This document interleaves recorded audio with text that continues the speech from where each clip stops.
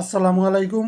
দেশ এবং দেশের বাইরে থেকে যারা এই ভিডিওটি দেখতেছেন আমার ফেসবুক পেজ এবং ইউটিউব চ্যানেল থেকে সবাইকে স্বাগতম। আশা করি সবাই ভালো আছেন। আলহামদুলিল্লাহ আমিও ভালো আছি। বরাবরের মতো আমি ইমরুল হক ইতালির পালেরমো শহর থেকে। আমি আজকে আপনাকে বিএফএস গ্লোবালের সম্পূর্ণ আপডেটটি দিব, সেই সঙ্গে মানববন্ধন নিয়ে কিছু গুরুত্বপূর্ণ আলোচনা করব, আর অ্যাপয়েন্টমেন্ট নিয়ে কিছু কথা বলবো, আর নলাস্তা বিষয় নিয়েও কিছু কথা বলবো। আশা করি আপনারা সম্পূর্ণ ভিডিওটি দেখবেন। আর যদি ভিডিওটি ভালো লাগে অবশ্যই লাইক এবং কমেন্টস করবেন, সেই সাথে শেয়ার করে অন্যকে দেখার সুযোগ করে দিবেন। এবারে আসি মূল কথায়। তো প্রথমে আমি আপনাকে মানববন্ধন নিয়ে কিছু কথা বলবো। তো আপনারা জানেন যে আগামীকাল 8ই এপ্রিল 2025 সাল, রোজ মঙ্গলবার, এই আমাদের প্রধান উপদেষ্টা জনাব ডক্টর মোহাম্মদ ইউনূস স্যারের বাসভবন যমুনার সামনে কিন্তু মানববন্ধনের আয়োজন করা হয়েছে। মানববন্ধন বলতে আমরা ওনার সাথে সাক্ষাৎ করা মেইন উদ্দেশ্য। তো আসলে আমরা মানববন্ধন বা অনেকে আন্দোলন বলে চালিয়ে দিতেছে। তো আন্দোলন একটা, মানববন্ধন আলাদা একটা বিষয়, বা সাক্ষাৎ আলাদা একটা বিষয়। তো আমরা ওই সাক্ষাৎ করার বিষয়টা আসলে, তোমার সাক্ষাৎ করার বিষয়টা আসলে মানববন্ধন বলে চালিয়ে দেওয়া হইতেছে। তো যাই হোক, ওনার সাথে সাক্ষাৎ করা মেইন উদ্দেশ্য। তো আন্দোলন বিষয়টা তো আলাদা বিষয়। আন্দোলন হইল ভাঙচুর করা বা এইটা সেইটা। তো মানববন্ধন হইলো শান্তিপূর্ণ একটা কর্মসূচি বা শান্তিপূর্ণ একটা সমাধানের একটা পথ খোঁজা বা সমাধানের জন্য অবস্থান করা। তো যাই হোক, ওনার সাথে সাক্ষাৎ যদি হয়ে যায় হয়তো আমাদের ভালো কিছু হবে। আমাদের শেষ ভরসা কিন্তু উনি। আমরা এমন কোনো মন্ত্রণালয় বা এমন কোনো মন্ত্রী এমপি নাই যে আমরা ভালো ভালো জায়গায় গেছি না যে মানে সমাধানের জন্য। যেখানে ভাবছি যে এখানে গেলে হয়তো সমাধান হতে পারে, তো সেখানেই আমাদের ভুক্তভোগী ভাইয়েরা গেছে। তারপরেও কোনো সমাধান না আসার কারণে এখন আমরা লাস্ট যে ভরসা সেখানেই কিন্তু যাইতেছি। তো দেখা যাক কী হয়। এখানে যদি ওনার কাছে এই খবরটি পৌঁছানো যায় বা আমাদের সমস্যাগুলো তুলে ধরা যায় হয়তো ভালো কিছু হবে। তো আপনারা সকলে অংশগ্রহণ করবেন শান্তিপূর্ণভাবে। আর এখানে অনেক গণমাধ্যম কর্মী থাকবে, অনেক টিভি চ্যানেলের সাংবাদিক ভাইয়েরা থাকবে। তো আপনারা অবশ্যই সুন্দরভাবে উপস্থাপন করবেন বিষয়গুলো, আপনার সমস্যাগুলো তুলে ধরবেন। আমাদের সরকার প্রধানের কাছে কিন্তু বিষয়টি যাবে অবশ্যই। তো আপনারা সুন্দরভাবে উপস্থাপন করবেন, কারণ এখানে উপস্থাপন ভালোভাবে করতে পারলে দেখবেন আমাদের ভালো একটা কিছু হবে। তো ওনার কাছে সমস্যাগুলো বুঝিয়ে বলার চেষ্টা করবেন। ওনার সাথে যে দেখা হইতেই হবে সেটা বড় বিষয় না। আপনারা যে এখানে যাবেন, তো এখানে গণমাধ্যম কর্মীদের সাথে যে আলোচনাটা হইব ওইটাই কিন্তু মুখ্য বিষয়। তো এখানে আপনারা যত সুন্দরভাবে গুছিয়ে বলতে পারবেন ওনার কাছে বিষয়টা যাবে, কারণ উদ্দেশ্যটা তো ওনার সাথে সাক্ষাৎ করা। তো সাক্ষাৎ যে করতে হইব সেটা না, আর সাক্ষাৎ করতে পারলে তো অবশ্যই ভালো। তো দেখা যাক, সাক্ষাৎ করতে পারলে অবশ্যই উনি একটা আশ্বাস দিবে। তো উনি বহির্বিশ্বে ওনার সুনাম আছে। তো যাই হোক, আপনারা সুন্দরভাবে এই মানববন্ধনটা শান্তিপূর্ণভাবে পালন করবেন, যাতে রাষ্ট্রের কোনো ক্ষতি না হয়, রাষ্ট্রের কোনো ব্যক্তির বিরুদ্ধে কথা বলা না হয়, মানে এমন কিছু বা অন্যান্য রাষ্ট্রকে যাতে হেয় প্রতিপন্ন করা না হয়। তো সুন্দরভাবে করবেন, যাতে আমাদের সমস্যাগুলো শুধু তুলে ধরবেন, এতটুকুই। এর বেশি কিছু করার দরকার নাই। আর আপনারা ব্যানার নিয়ে যাবেন, কিন্তু অন্য কিছু হাতে নেওয়ার দরকার নাই। ব্যানার ফেস্টুন এগুলো নিয়ে যাবেন হাতে করে। তো যাই হোক, সুন্দরভাবে যাবেন। তো মানববন্ধন নিয়ে পরে কথা বলা যাবে। আর কালকে সফল হলে তো অবশ্যই আমাদের জন্য ভালো কিছু হবে।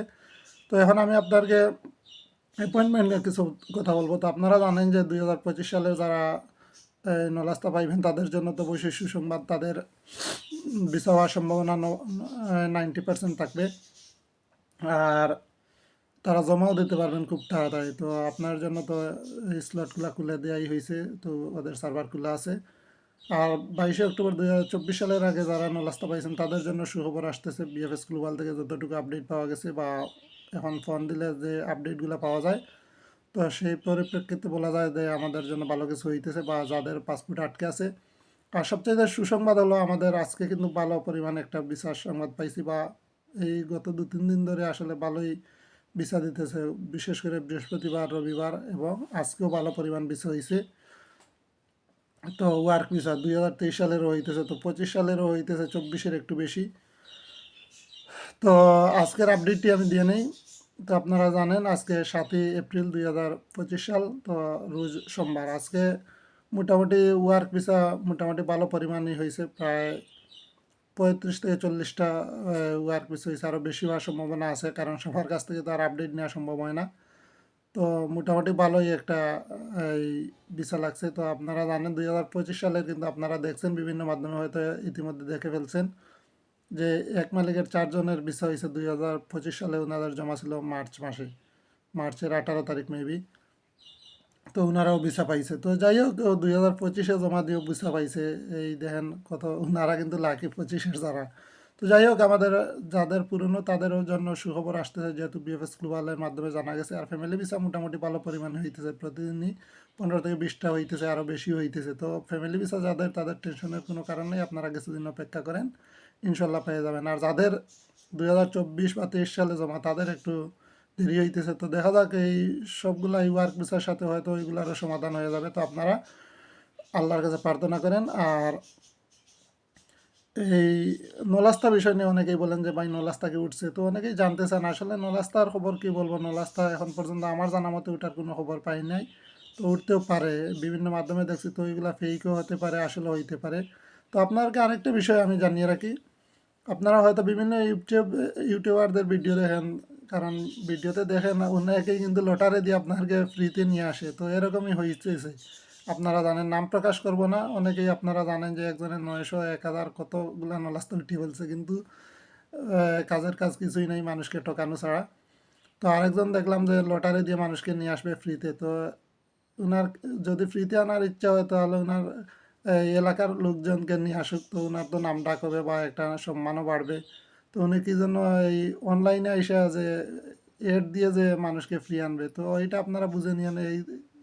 এইগুলাতে বিরত থাকেন, এইগুলা ফাঁদে পা দিয়েন না। যখন পা দেবেন তখনই ফেসে যাবেন। তো আপনারা এইগুলা থেকে দূরে থাকবেন। আর আপনার ওই ভিডিওগুলো আসলে এড়িয়ে চলবেন, কারণ আমার ভিডিও যদি আপনার ভালো না লাগে অবশ্যই আমাকে এড়িয়ে চলবেন, চ্যানেলটা হাইড করে দিবেন। কারণ যদি ভালো না লাগে, আপনার উপকারে না আসে, তাহলে এটা দেখার কোনো দরকার নাই। কারণ আপনারা ওইটা বুঝতে পারেন কে কোন দেশে ভিডিও করতেছে। তো আপনারা ওইটা যদি বুঝতে না পারেন তাহলে তো বিপদের সম্মুখীন হবেনই।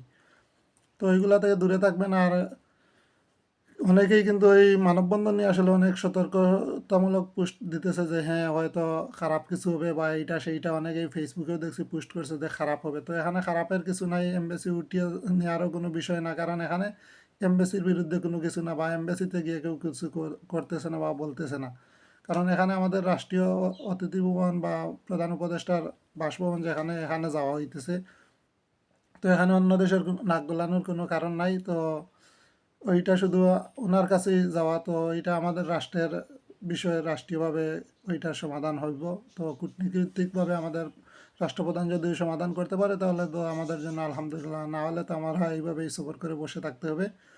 তো ওইটা নিয়ে টেনশনের কিছু নাই, ওইটা এমবেসি যে উঠিয়ে নিবে ওইটা বলা চিন্তা করার কোনো কারণই নাই। তো এইটা নিয়ে চিন্তা করবেন না। অনেকেই বলতেছেন ভাই যদি বিপরীত হয়, তো বিপরীত হবে যদি আপনারা গিয়ে মানববন্ধন করতে গিয়ে যদি বিশৃঙ্খলা করেন, শান্তিপূর্ণ মানববন্ধনকে যদি আপনারা বিশৃঙ্খলায় পরিণত করেন, তাহলে তো অবশ্যই খারাপ কিছু হবে। তো আপনারা সুন্দরভাবে যাবেন, যাতে ভুক্তভোগী যারা যাইতে পারে, ভুক্তভোগীদের বাইরে কাউকে আপনারা অ্যালাউড করবেন না, ওইটা আপনাদের কাছে অনুরোধ।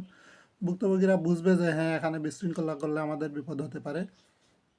তো সবাই সুন্দরভাবে মানববন্ধন করবেন। আর কিছুদিন অপেক্ষা করেন, বিএফএস গ্লোবাল থেকে একটা আপডেট আসতেছে শুনতেছি, যারাই ফোন দিতেছে তাদেরকেই বলতেছে, এখন দেখা যাক কী হয়।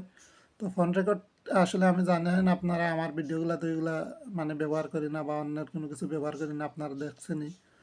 অনেকে প্রমাণ দেওয়ার জন্য অনেক কিছু ব্যবহার করে, আমি কিন্তু ওইগুলা করি না, আপনারা জানেন আমার মুখের কথাই। তো আপনারা যারাই আমার ভিডিও দেখেন, আপনারা মোটামুটি আমার সম্পর্কে ধারণা আছে। তো যাই হোক, আপনার ওই বিশ্বাস যাতে পালন করতে পারে বা রক্ষা করতে পারে, আর এই বিশ্বাস অটুট থাকুক আপনাদের। তো এই কামনায় আজকের মতো বিদায়। তো আজকে মোটামুটি ভালো সুসংবাদ। আর আজকে আসলে এসএমএস আসার কোনো খবর এখন পর্যন্ত চোখে পড়ে নাই, বা আমাকেও কেউ জানায় নাই। হয়তো আসতেও পারে বিকালের দিকে। এখন তো প্রায় মনে হয় বাংলাদেশ টাইম 5টার মতো। তো হয়তো আর একটু পরে মেসেজ আসবে বা কিছু আসছে, আমরা তো আর সব কিছু জানি না, তো আমাদেরকে জানায় না। তো আপনারা মেসেজ আসলে অবশ্যই জানাবেন। আর ভিডিওটি বেশি বেশি করে শেয়ার করবেন, আপনার কাছে অনুরোধ। কারণ ভিডিওটি মানুষের কাছে পৌঁছে দিবেন, কারণ ভিডিওটি বানাই মানুষের জন্য। এখন মানুষের কাছে যদি ভিডিওটি না পৌঁছে তাহলে তো হবে না। তো আপনার যদি ভালো লাগে আমার ভিডিওগুলো, অবশ্যই মানুষের কাছে পৌঁছে দিবেন। আর এই প্রতারণা থেকে সাবধান থাকবেন, কারণ আপনারা দেখছেন এখন প্রতারণা কিন্তু হইতেছে এই সোশ্যাল মিডিয়াতে, বা এই বিশেষ করে অনলাইনেই। এই যারা ইউটিউব ভিডিও বানায় বা এমনি এমনি মানে তাদের মাধ্যমে কিন্তু আমরা বেশিরভাগই ক্ষতিগ্রস্ত হইতেছি। তো আমরা এইগুলা থেকে সাবধান থাকবো, কারণ আমরা হয়তো না বুঝে বা লোভে পড়ে বা আমরা বিশ্বাস করে, আমরা আসলে আবেগী জাতি বাঙালি, তো আমরা অনেক কিছু বিশ্বাস করে ফেলি অনেকের কথায়। তো এগুলা থেকে সাবধান থাকবো। তো সবার আহ, সুস্বাস্থ্য ভালো থাকুক, আর সবাই সুন্দর ভালো থাকুন, আর টেনশন মুক্ত থাকুন। আল্লাহ যাতে আপনার টেনশন ধৈর্য ধরার তৌফিক দান করে। কিছুদিন হয়তো ভালো কিছু হবে কিছুদিনের মধ্যে। তো যাই হোক, যদি ভালো কিছু হয় তো সেইটার প্রত্যাশা রেখে আজকের মতো বিদায়। আসসালামু আলাইকুম।